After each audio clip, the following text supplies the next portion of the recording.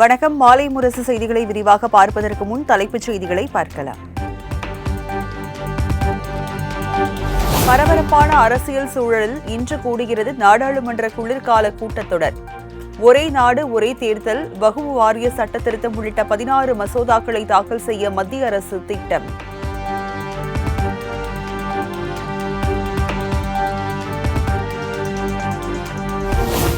அதானி மீதான அமெரிக்க அதிகாரிகளின் லஞ்ச புகார் குறித்து கேள்வி எழுப்ப எதிர்க்கட்சிகள் திட்டம். மணிப்பூர் விவகாரம், டெல்லி காற்று மாசு உள்ளிட்ட பல்வேறு விவகாரங்கள் குறித்து கேள்வி எழுப்ப முடிவு.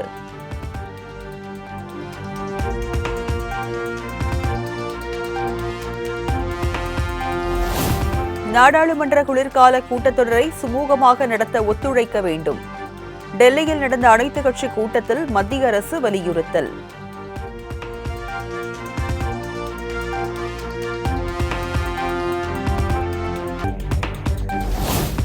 அதானி மீதான லஞ்ச புகார் தொடர்பாக நாடாளுமன்ற கூட்டத்தொடரில் விவாதிக்க வேண்டும். டெல்லியில் நடைபெற்ற அனைத்துக் கட்சி கூட்டத்தில் காங்கிரஸ் உள்ளிட்ட எதிர்க்கட்சிகள் வலியுறுத்தல்.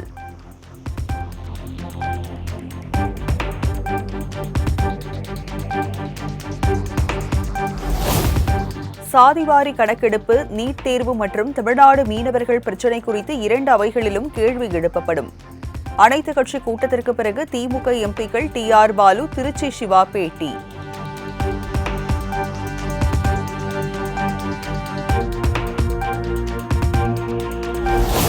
மத்திய அரசின் ஹிந்தி திணிப்பு, அதானி முறைகேடு விவகாரத்தை நாடாளுமன்றத்தில் திமுக எழுப்பும். திமுக நாடாளுமன்ற குழு தலைவர் கனிமொழி சென்னையில் பேட்டி.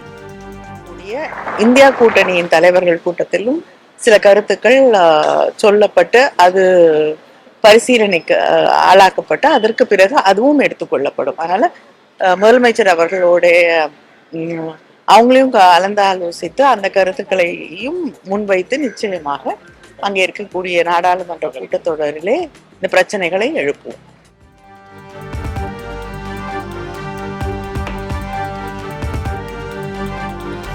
வங்கக்கடலில் நிலவி வரும் ஆழ்ந்த காற்றழுத்த தாழ்வு பகுதி இன்று காற்றழுத்த தாழ்வு மண்டலமாக வலுப்பெற வாய்ப்பு. நாளை ஆழ்ந்த காற்றழுத்த தாழ்வு மண்டலமாகவும் மாறக்கூடும் எனவும் இந்திய வானிலை ஆய்வு மையம் தகவல்.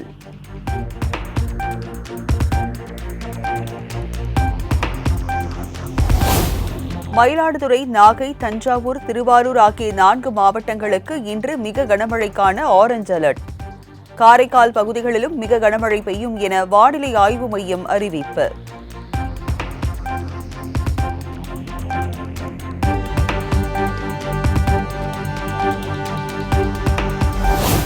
கடலூர், விழுப்புரம், அரியலூர், சிவகங்கை, புதுக்கோட்டை, ராமநாதபுரம் ஆகிய 6 மாவட்டங்களில் இன்று கனமழைக்கு வாய்ப்பு.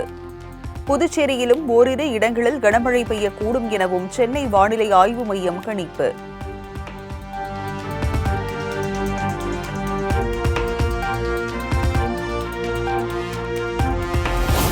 நாளை முதல் 3 நாட்கள் டெல்டா மாவட்டங்களில் அதி கனமழைக்கு வாய்ப்பு.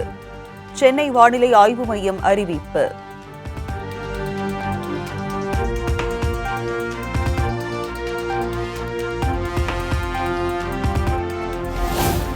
வரும் 29ஆம் தேதி வரை தமிழ்நாட்டில் பல்வேறு மாவட்டங்களில் வெளுத்து வாங்கப் போகும் கனமழை. புதுச்சேரி, காரைக்கால் பகுதிகளிலும் மிக கனமழை பெய்யும் என அறிவிப்பு.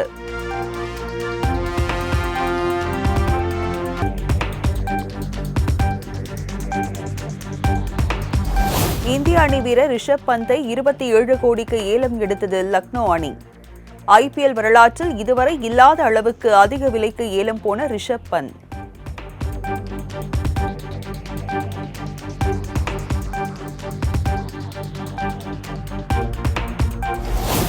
இந்திய வீரர் ஸ்ரேயாஸ் ஐயரை 26 கோடியே 75 லட்சத்திற்கு ஏலம் எடுத்த பஞ்சாப் அணி. இந்திய வீரர் ஹர்ஷ்தீப் சிங்கும் 18 கோடிக்கு ஏலம்.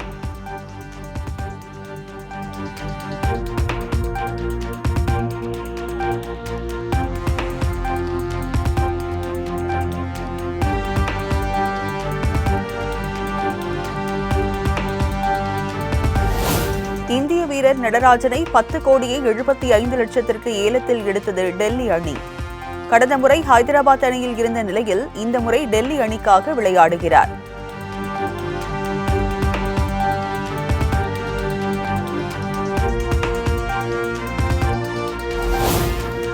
ஆல்ரவுண்டர் அஸ்வினை 9,75,00,000 ஏலத்தில் எடுத்தது சென்னை சூப்பர் கிங்ஸ் அணி. 9 ஆண்டுகள் இடைவேளைக்கு பிறகு மீண்டும் சிஎஸ்கே அணிக்கு திரும்புகிறார் அஸ்வின்.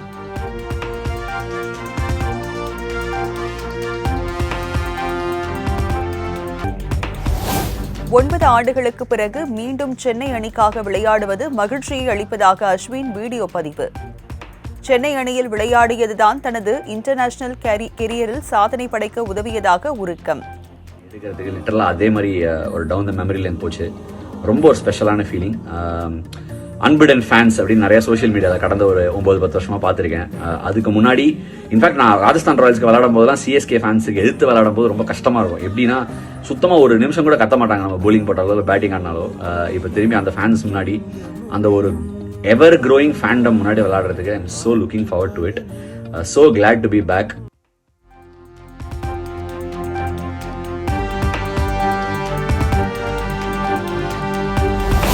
இரண்டாவது நாளாக இன்று மீண்டும் நடைபெறுகிறது ஐபிஎல் கிரிக்கெட் தொடர்களுக்கான வீரர்கள் ஏலம். மாலை 3:30 மணிக்கு தொடங்க உள்ள நிலையில் மீதமுள்ள வீரர்கள் ஏலம் விடப்படுகின்றனர்.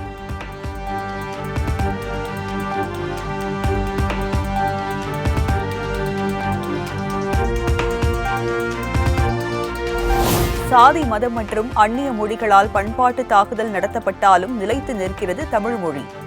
தமிழின் வலிமையும் தமிழ்நாட்டு பண்பாடும் தான் அதற்கு காரணம் என முதலமைச்சர் மு.க. ஸ்டாலின் பெருமிதம். தமிழ் ஒழிக்கணும், செழிக்கணும். இடையில சாதி மதம்னு அந்நிய மொழிகள் மூலமா பல்வேறு பண்பாட்டு தாக்குதல் நடந்தாலும் எல்லாத்தையும் தாங்கி தமிழும் தமிழினமும் தமிழ்நாடும் நின்று நிலைக்க தமிழின் வலிமையும் நம்ம பண்பாட்டின் சிறப்பும் தான் காரணம்.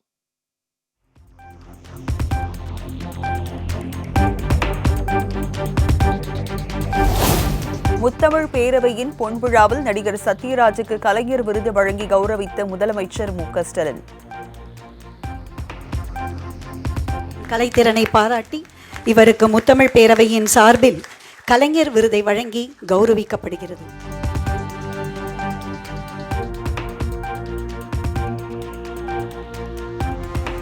இசைக்கலைஞர்கள் பலருக்கும் விருது வழங்கினார்.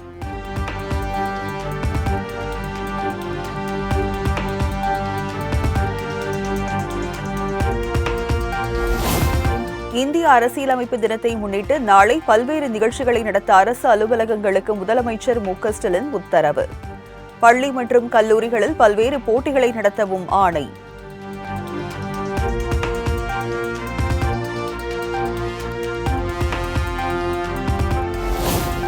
கருணாநிதி பெயரை திட்டங்களுக்கு வைப்பதால் எடப்பாடி பழனிசாமிக்கு வயிற்றெரிச்சல் என துணை முதலமைச்சர் உதயநிதி குற்றச்சாட்டு. திமுக கூட்டணி உடையாதா என எடப்பாடி பழனிசாமி காத்திருப்பதாகவும் அது நடக்காது எனவும் திட்டவட்டம். அதனால்தான் எப்படியாவது நம்முடைய கூட்டணி உடையாதா, ஏதாவது விரிசல் விழுந்துறதா என்று காத்து கிடக்கிறார். அதனால் கண்டிப்பாக நம்முடைய தலைவர் அவர்கள் எப்படி கடந்த 7 தேர்தலில் ஒரு வெற்றி கூட்டணி அமைச்சாரோ கண்டிப்பாக இந்த முறையும் தமிழ்நாட்டு மக்கள் ஏற்றுக்கொள்ளக்கூடிய கண்டிப்பான ஒரு வெற்றி கூட்டணியை, மதச்சார்பற்ற முற்போக்கு கூட்டணியை நம்முடைய தலைவர் அவர்கள் அமைப்பார்கள்.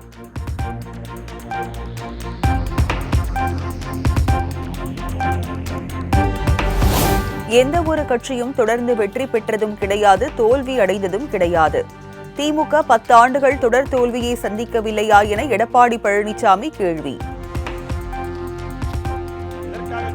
சொன்னால் எந்த ஒரு கட்சியும் தொடர்ந்து வெற்றி பெற்ற வரலாறு கிடையாது, எந்த ஒரு கட்சியும் தொடர்ந்து தோல்வியுற்ற வரலாறும் கிடையாது.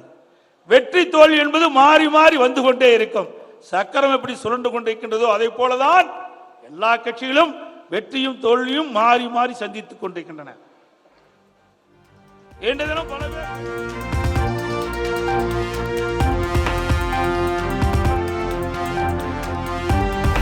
கோயிலாக நாம் வணங்கிய அதிமுக அலுவலகத்தை சிலர் இடிக்க முயன்றார்கள் என ஓ பன்னீர்செல்வம் மீது எடப்பாடி பழனிசாமி மறைமுக விமர்சனம். அதிமுகவை எவராலும் அழிக்க முடியாது எனவும் திட்டவட்டம். கோயிலாக வணங்கி வந்த அந்த கட்டிடத்தையே சில பேர் உள்ளே நுழைந்து சேதப்படுத்திய காட்சியும் நாம் தான் பார்த்தோம். யாரிடத்தில் இந்த கழகத்தை ஒப்படைத்தால் இந்த கழகம் வலுப்பெறும், ஆட்சி தொடரும் என்று எண்ணி ஒப்படைத்தார். அந்த தகுதி புரட்சித் தலைவி அம்மாவுக்கு இருந்தது. ஆகவே தன்னிடத்தில் ஒப்படைக்கப்பட்ட அந்த பொறுப்பை தன்னுடைய காலத்திலே நிறைவேற்றி காட்டிய தலைவி இதயம் புரட்சித் தலைவி அம்மா அவர்கள். ஆகவே அனைத்து இந்திய அண்ணா திராவிட முன்னேற்ற கழகத்தை அழிக்க எவராலும் முடியாது.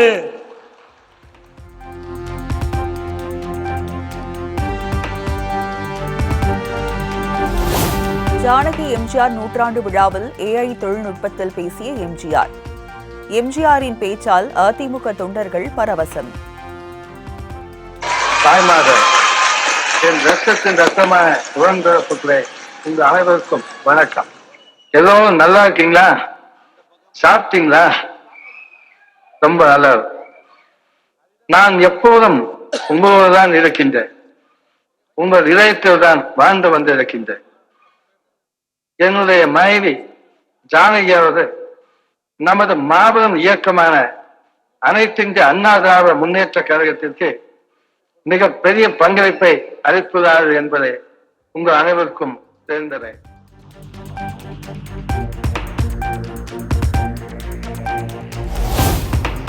அதிமுகவின் பிரம்மாஸ்திரமான இரட்டை இலை முடக்கப்பட்ட போது அதனை மீட்டெடுக்க உன்னத நோக்கத்தோடு விட்டுக் கொடுத்தவர் ஜானகி. அதிமுக சார்பில் நடைபெற்ற ஜானகி எம்ஜிஆர் நூற்றாண்டு விழாவில் காணொலி மூலம் கலந்து கொண்டு ரஜினிகாந்த் பேச்சு. அது ரெட்டையில மடக்கப்பட்டு அது கம்ப்ளீட்லி ஏடிஎம்கே ஒரு பிரம்மாஸ்திரம். இந்த ரெட்டையில அது அது மடக்கி வேற வேற சின்னத்துல நின்று அந்த படுத்தோல்வை சிந்திச்சாங்க. எப்பவுமே இத சரிகளை நான் படையில அரசியல் நான் வர்றேன்னு சொன்னேன்.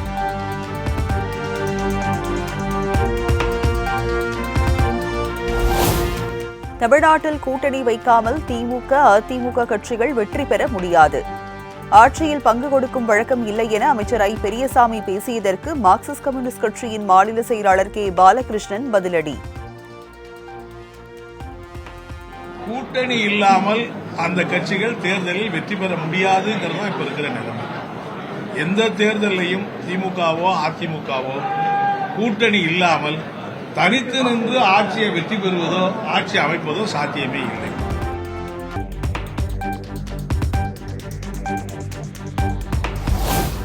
பொங்கல் தினத்தன்று CA ஃபவுண்டேஷன் தேர்வு நடைபெறும் என்ற அறிவிப்புக்கு கனிமொழி, டிடிவி தினகரன், சு. வெங்கடேசன் உள்ளிட்ட தலைவர்கள் கண்டனம். தமிழ் பண்பாட்டை அவமதிக்கும் செயலை மத்திய அரசு கைவிட வேண்டும் எனவும் வலியுறுத்தல்.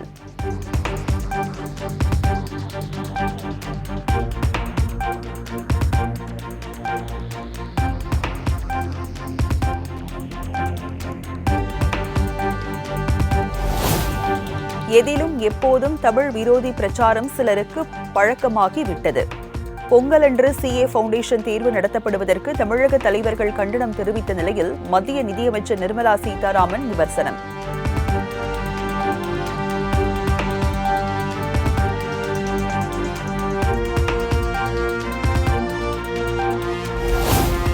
கோயில் நுழைவு என்பது அடிப்படை உரிமை. அந்த அடிப்படை உரிமைக்கு எதிரான செயல்பாட்டை கண்டித்துதான் பாடல் உருவாக்கப்பட்டது. பாடகி இசைவாணி பாடிய ஐயப்பன் பாடல் சர்ச்சையை எழுப்பிய நிலையில் நீலம் பண்பாட்டு மையம் விளக்கம்.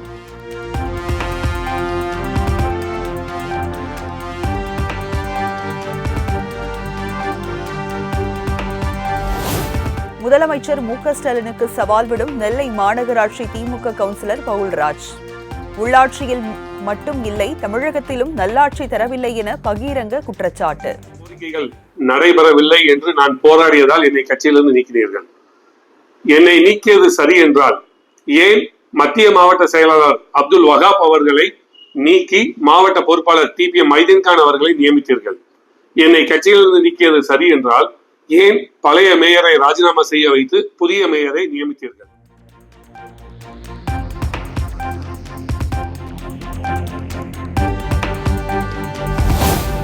சென்னை பனகல்பாறு பகுதியில் மெட்ரோ ரயில் 2ஆம் கட்ட பணிகள். இன்று முதல் டிசம்பர் 1ஆம் தேதி வரை சோதனை அடிப்படையில் போக்குவரத்து மாற்றம்.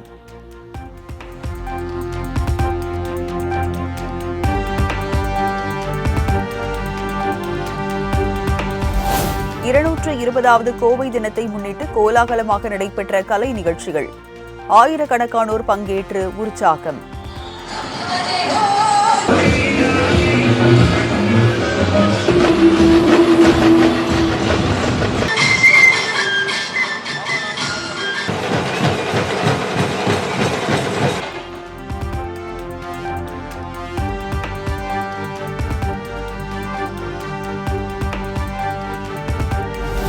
5,000 சதுர அடியில் 5 லட்சம் கைவிரல் ரேகை மூலம் பிரம்மாண்டமாக உருவாக்கப்பட்ட துணை முதலமைச்சர் உதயநிதி ஸ்டாலின் உருவப்படம்.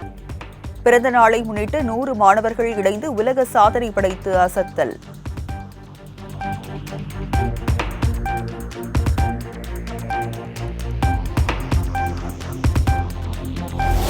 வெண்ணெய் காப்பு அலங்காரத்தில் பக்தர்களுக்கு அருள் பாலித்த நாமக்கல் ஆஞ்சநேயர். நீண்ட வரிசையில் காத்திருந்து பக்தர்கள் சாமி தரிசனம்.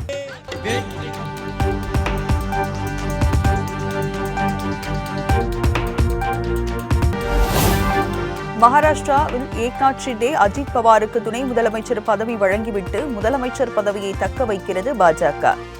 தனிப்பெரும் கட்சியாக பாஜக உருவெடுத்துள்ள நிலையில் பாஜக அதிரடி திட்டம்.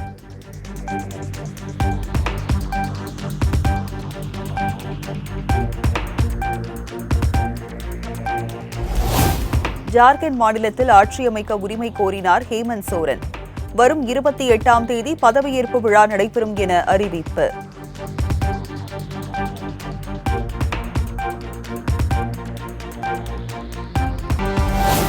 ஆஸ்திரேலியாவுக்கு எதிரான பார்டர் கவாஸ்கர் கோப்பை தொடரின் முதல் டெஸ்ட் போட்டியில் வெற்றியை நோக்கி இந்திய அணி. 3வது நாள் ஆட்ட நேர முடிவில் 12 ரன்களுக்குள் 3 விக்கெட்டுகளை இழந்து ஆஸ்திரேலியா தடுமாற்றம்.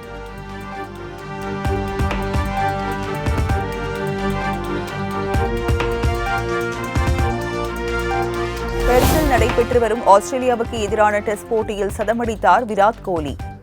டெஸ்ட் போட்டியில் தனது 30வது சதத்தை பதிவு செய்து அசத்தல்.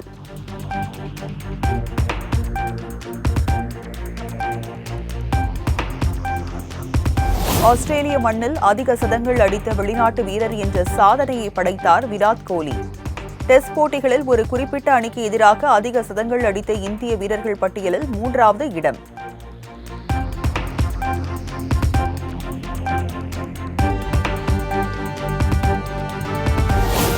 ப்ரோ கபடி லீக் ஆட்டத்தில் பெங்கால் வாரியர்ஸ் அணியை வீழ்த்தி புனே பால்டன் அபார வெற்றி. மற்றொரு ஆட்டத்தில் ஊபி யோதாஸ் அணியிடம் விழுந்தது பாட்னா பைரேட்ஸ்.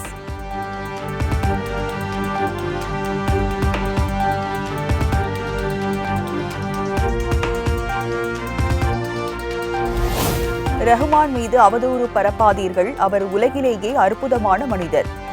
மனைவி சாய்ரா பானு ஆடியோ மூலம் விளக்கம்.